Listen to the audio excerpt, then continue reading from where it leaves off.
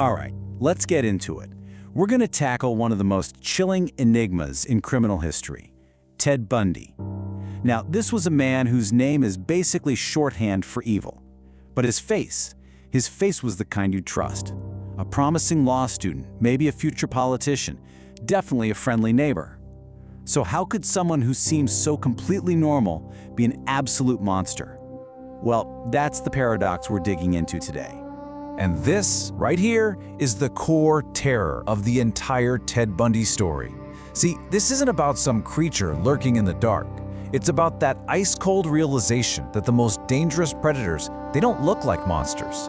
They look like your neighbor, your classmate, or that stranger who just needs a hand. They move right out in the open. And honestly, that's what makes them so unbelievably terrifying. And this just lays it all out, doesn't it?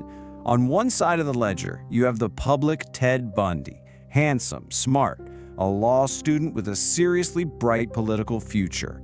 And on the other side, the secret reality, a vicious predator who went on a methodical killing spree across the country.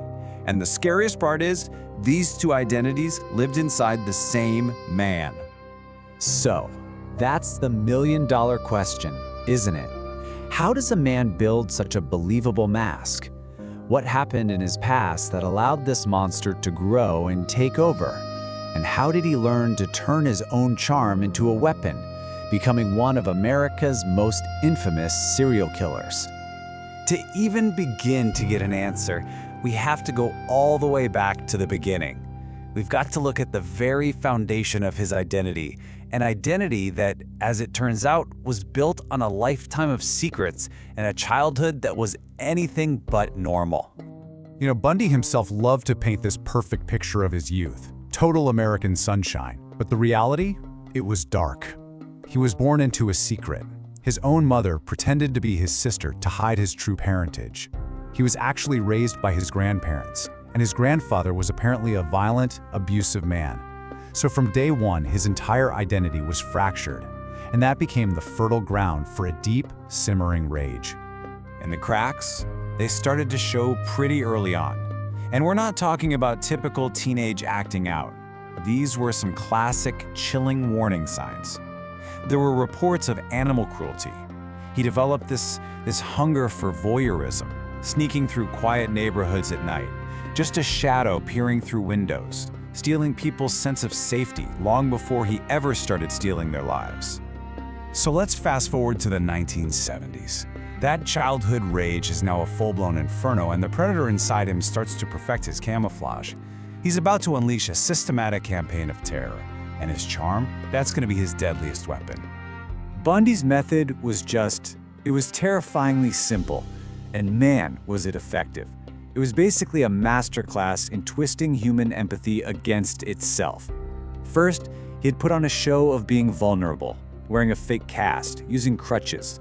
Then, he'd get his target alone by asking for help, maybe with some books or loading a sailboat onto his car. He weaponized kindness. He used his victims' own trust against them in the very moment they felt safest. Just look at this timeline from 1974. The acceleration is horrifying. It starts in the winter with an assault and a disappearance. By spring, 5 more women are just gone. And then the summer.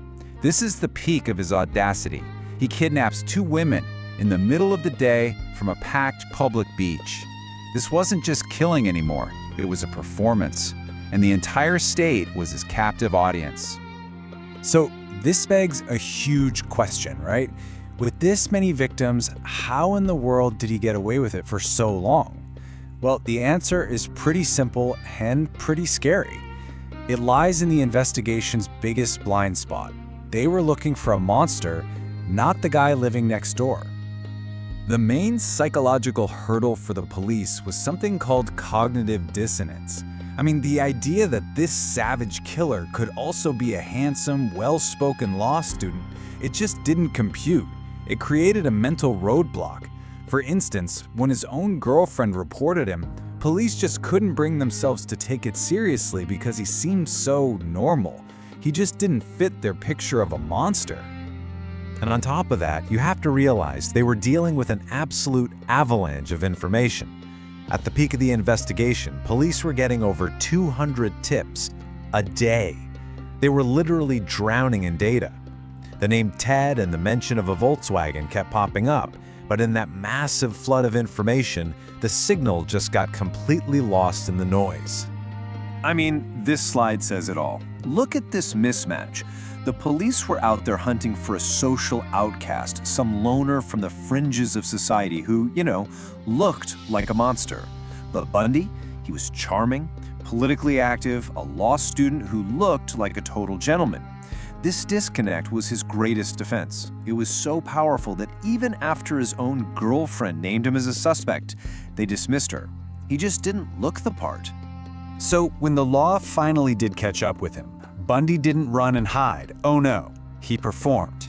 His capture kicked off a series of unbelievably arrogant escapes and ultimately a very public reckoning that the entire nation watched unfold on live TV. His 1979 trial down in Florida was a total media circus. It was actually the first murder trial ever broadcast nationally. And Bundy, he ate it up. He acted as his own lawyer, grandstanding for the cameras, almost like he had no idea that his own monumental arrogance was sealing his fate in front of millions of people. And that arrogance wasn't just for the courtroom. This guy escaped from custody, not once, but twice. The first time, he just jumped out of a second-story courthouse window in Aspen and disappeared. After they caught him that time, he pulled off an even more ridiculous escape. He starved himself so he could fit through a light fixture in his cell's ceiling, and then just walked right out the front door around Christmas. But in the end, that arrogance was his downfall. So what finally got him? After he escaped to Florida, his self-control just snapped. He went on one last horrific rampage at the Chi Omega sorority house. And that's where he made his fatal mistake. He left bite mark evidence on one of the victims. It was a completely unique dental impression, a physical piece of himself that he couldn't lie his way out of. His own body became the star witness against him. Bundy was executed in 1989, but his story, it didn't end there. His crimes left this permanent scar on the American psyche. He fundamentally changed how we all see safety, and maybe even the nature of evil itself. The ripple effects from his case were just massive. I mean, on a practical level, it completely revolutionized law enforcement. It led to the FBI creating its first serial killer databases and really developing modern criminal profiling. But the deeper impact was on all of us. He shattered the illusion of safety. He proved that the friendly stranger asking for help might be the person you should fear the most.